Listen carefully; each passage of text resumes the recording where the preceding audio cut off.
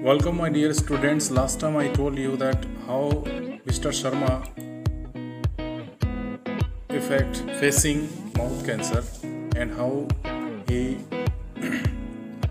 went for surgery in Mumbai.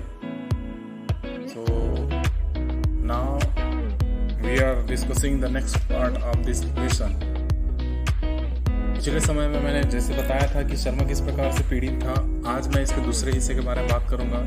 मैंने कल यह भी बताया था कि 14% और 26% लोग किस प्रकार से सिगरेट पीते हैं और तंबाकू खाते हैं। ये 2009-10 के बीच में जो सर्वे हुआ था उसके अनुसार से पता चला था, ये बता चुका था मैंने। आज के लेसन में approximately 85% of the oral cancer patients I treat are either smokers और tobacco chewers, mister Chaturvedi side. इस वाले पार्ट से स्टार्ट करूंगा जिस हिसाब से बचा था, छूटा था। आपसे रिक्वेस्ट है, यदि आपने चैनल को सब्सक्राइब नहीं किया है तो प्लीज़ चैनल को सब्सक्राइब करें और साथ ही अपने दोस्तों को शेयर और लाइक बिल्कुल करें। और कोई डाउट होता है तो प्लीज़ मुझे कमेंट में पूछ सकते हैं। यदि आपने इसका फर्स्ट पार्ट नहीं देखा है तो इसके डिस्क्रिप्शन में आपको इसका लिंक मिल जाएगा, प्लीज़ उसे जा करके विजिट करके देख लें। चलिए स्टार्ट करता हूँ, मैं ज़्यादा टाइम वेस्ट न करते हुए स्टार्ट करता हूँ। अप्रोक्सीमेटली 85%, लगभग 85% ओरल कैंसर, मुंह के कैंसर वाले जो मेरे पास मरीज आए हैं, है ना, क्या बोला, approximately 85% of the oral cancer patients I treat. मैंने जिनका इलाज किया, लगभग 85% जो लोग हैं मुंह के कैंसर वाले जो पेशेंट आए, मरीज आए, उनका जब मैंने इलाज किया तो उसमें से 85% जो पेशेंट है, मरीज हैं, वे या तो treated are they either smokers और टोबैको चेवर्स, या तो वे सिगरेट पीने वाले थे, धुएं का कष्ट लगाने वाले थे, या फिर तंबाकू को चबा करके खाने वाले थे। ऐसे चतुर्वेदी जी कहते हैं। वे डॉक्टर हैं तो उनके पास कई सारे ऐसे केसेस आए होंगे, तो उनका ट्रीटमेंट ऐसे करते थे, तो उसके हिसाब से उन्होंने ये जानकारी दी। 85% लोग मुंह के कैंसर वाले या तो तंबाकू खाते थे या तो तंबाकू को स्मोक के रूप में, धुएं के रूप में, सिगरेट के रूप में लेते थे। After years of treating thousands of patients, after मतलब के बाद, कई वर्ष के पश्चात जब मैंने हजारों मरीजों का जब मैंने इलाज किया, आई डिसाइडेड, मैंने निर्णय लिया, जब हजारों लोगों का मैंने इलाज कर लिया, पता चला कि ऐसे लोग, कई सारे लोग ऐसे पीड़ित हैं, तब मैंने निर्णय लिया to take action to stop, कि इसके लिए कोई ऐसा कुछ काम किया जाए, कोई एक्शन किया जाए ताकि इसे लोगों को रोकें, स्टॉप पीपल, लोगों को रोकें, किसके लिए, from using the substance that is proven to cause cancer. भाई जिस चीज से कैंसर होता है या सिद्ध हो चुका है, ऐसे चीजों को खाने से लोगों को रोका जाए। ये ऐसे इस काम के लिए कोई ना कोई काम करके दिखाना पड़ेगा। ऐसा करके मैंने निर्णय लिया। ऐसा सर्जन जो मिस्टर चतुर्वेदी है, डॉक्टर, वो उन्होंने आगे कहा कि भाई जब हजारों लोग मेरे पास ऐसे ट्रीटमेंट करवाने के लिए आए तो मुझे महसूस हुआ कि अरे नहीं भाई, बहुत बड़ी प्रॉब्लम है, गंभीर समस्या है ये। तो मैंने निर्णय लिया कि कुछ काम किया जाए इसके लिए, जिस कारण भाई कैंसर होता है, उस ऐसे तत्वों को, ऐसे पदार्थों को हमें सेवन नहीं करना चाहिए, लोगों में जागरूकता फैलानी चाहिए, ऐसा मैंने सोचा।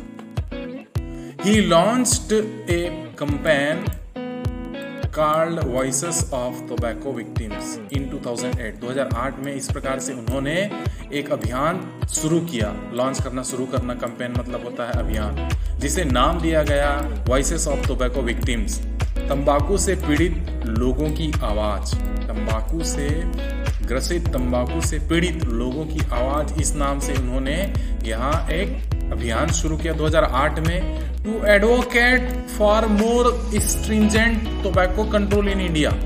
इसका जो मुख्य उद्देश्य था यह था एडवोकेट, कि लोगों को अत्यधिक, मोर मतलब अत्यधिक, एडवोकेट वकालत करना या उसमें प्रतिबंध लगाने के लिए जो कानूनी कार्रवाई होती है, इसके ऊपर जोर देना। तो इसके ऊपर और अधिक जोर दिया जाए और लोगों का इसमें साथ ही कहना चाहिए सलाह लेना, सपोर्ट, है ना। तो ऐसी चीजें साथ में हो और स्ट्रिंजेंट मतलब कड़ाई से पालन हो। ऐसे जो नियम और कानून बने हैं, ऐसी जो चीजें हैं, उन नियम कानून का बड़ी कड़ाई से पालन हो, ताकि tobacco control in India, Bharat देश में तंबाकू का जो सेवन है वह उसके ऊपर नियंत्रण लगाया जा सके। तो इस अभियान के अंतर्गत ऐसा ही काम करना था। 2008 में ऐसा अभियान चालू किया गया और इस अभियान के अंतर्गत क्या किया जाता था? Campaign empowers cancer survivors. इस अभियान के अंतर्गत कैंसर से जो लोग पीड़ित थे पहले से ही, ऐसे लोगों को प्रोत्साहित किया जाता था, उन्हें उत्साहित किया जाता था क्या करने के लिए? टू टेल देयर स्टोरीज, अपनी कहानियों को बताएं, अपनी दुख भरी कहानियों को एक दूसरे को बताएं, ऐसे लोगों को बताएं। To influence policy makers and raise awareness among other tobacco users about the damaging effects of tobacco on health, कि अन्य जो तंबाकू खाने वाले जो लोग हैं उनके बीच में जागरूकता फैलाएं, उनके बीच में ये अवेयरनेस फैलाएं, जागरूकता फैलाएं, ताकि उस तंबाकू के डैमेजिंग इफेक्ट, विनाशकारी जो प्रभाव है हमारे शरीर पे ऑन टोबैको ऑन हेल्थ, हमारे स्वास्थ्य के ऊपर, हमारे शरीर के ऊपर किस प्रकार से यह बहुत ही घातक है, खतरनाक है, इसके प्रभाव को अपनी कहानी के माध्यम से अपने ऊपर हुए ऐसी चीज़ों को वे अन्य तंबाकू खाने वाले लोगों को बताएं और लोगों में जागरूकता फैलाएं। यह इसके अंतर्गत था। उन्हें अपनी कहानी को बताने के लिए किस प्रभाव से बहुत ही इन्फ्लुएंस, उनको प्रभावित करने के लिए पॉलिसी मेकर्स जो कार्य करते हैं, इसके ऊपर जो क्रिया होती है, तो ऐसे लोगों को कम से कम ये सारी बातें बताएं और ये प्रमाणित करें, सिद्ध करें कि अरे भाई, जिस प्रकार से हम इस बड़ी प्रॉब्लम से जूझ रहे हैं, तो आप इस ऐसी बीमारियों से न जूझें, ऐसा न करें, यह लोगों को सुझाव दें। ऐसा करके इस अभियान के अंतर्गत ऐसा होता था, है ना। तो आगे बढ़ता हूं मैं। इसी प्रकार से इस अभियान के अंतर्गत उन्हीं लोगों को लिया गया था जो लोग पहले से इस कैंसर से पीड़ित थे। द कैंपेन्स ग्रेटेस्ट सक्सेस, इस अभियान का बहुत ही बड़ा सफलता मिला, has been to ban the manufacture, storage, distribution and sale of gutkha, a form of chewing tobacco commonly consumed in India। तो इस अभियान का बहुत ही बड़ा सफलता देखने को मिला। आगे बहुत अच्छा सफलता मिली। भारत देश में जिस वस्तु का सामान्य रूप से उपभोग किया जाता है, उपभोग करना, कंज्यूम, भाई गुटखा नाम के जो प्रोडक्ट है, गुटखा नाम का जो तंबाकू प्रोडक्ट है, तंबाकू चबाने वाला जो प्रोडक्ट है, तो ऐसी चीजों का उपयोग भारत देश में बहुत ही सामान्य रूप से एक सामान्य आदमी करता है। तो ऐसी चीजों का इसका प्रभाव देखने को मिला इसके ऊपर कि गुटखा है, उसका उत्पादन बंद हो गया, मैन्युफैक्चर बंद हो गया, स्टोरेज एक जगह स्थायी रखने वाला, ये बातें खत्म हो गई। डिस्ट्रीब्यूशन, बांटने का जो काम किया जाता था एक दूसरे को, अपने एक बड़ी कंपनी है सामान्य बेचने वाली छोटे छोटे वेंडरों को देती है, तो ऐसे ये सारी चीज़ें हैं। सेल ऑफ गुटखा को बेचना, ये सारी चीज़ें के ऊपर धीरे धीरे इस अभियान को सफलता मिली और उसके ऊपर बैन लग गया। ठीक है, ये भारत देश के वजह से बिल्कुल देखने को मिला इसका प्रभाव। The opportunity to advocate for the gutkha ban arose with the food safety and standard acts of 2011 under which the central government prohibited the use of tobacco and nicotine as ingredients in any food product. देखिए, एक ऐसा भी अवसर आया जिसमें advocate मतलब support भी बोलते हैं, सपोर्ट मिलना, है ना, कि इसमें इस गुटखा को बैन करने में आगे आए। कौन आगे आया? Food safety and standard act 2011।